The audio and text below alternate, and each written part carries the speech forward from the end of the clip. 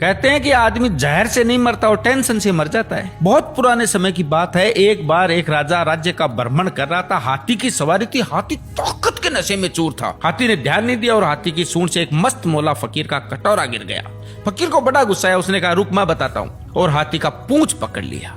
हाथी ने पूरी ताकत लगा दी पर हाथी एक कदम भी आगे नहीं बढ़ा सका। राजा ने पीछे मुड़ के देखा तो फकीर के हाथ में हाथी का पूंछ था। राजा को बड़ा अचंभा हुआ कि एक फकीर में इतनी ताकत। राजा फकीर के पास में गया और बोला कि आपकी जगह फुटपाथ पे नहीं है, आपकी जगह तो राज दरबार में होनी चाहिए। आप इतने ताकतवर हैं, आप हमारे साथ चलिए। आपको कुछ नहीं करना है, केवल राज दरबार के राज मंदिर में एक दीपक जलाना है सुबह 4 बजे और आरती करनी है और कुछ नहीं करना। फकीर ने कहा ठीक है, अच्छा खाने पीने को मिलेगा।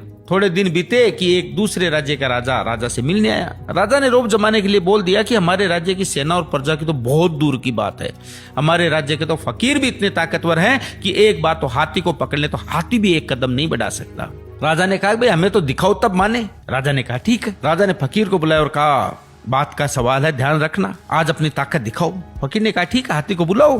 फकीर ने हाथी का पूंछ पकड़ा मगर अब की बार पासा पलट चुका था। हाथी फकीर को घसीटते हुए ले गया। राजा को बड़ा अचंभा हुआ और फकीर से बोला कि जब फुटपाथ पे रहते थे, रूखा सूखा खाते थे, तब भी तुम्हें इतनी ताकत थी, अब तो तुम राज दरबार में रहते हो, 56 प्रकार के भोजन करते हो, फिर ताकत कहाँ गई? फकीर जोर से हंसा और बोला ताकत को टेंशन खा गई। पहले मेरे कोई टेंशन नहीं थी, कब उठना है, कब जागना है, कब सोना है। अब रात को सोता हूँ तो टेंशन लेके सोता हूँ कि सुबह 4 बजे उठना है, दीपक जलाना है, आरती करनी है। टेंशन मेरी ताकत को खा गई।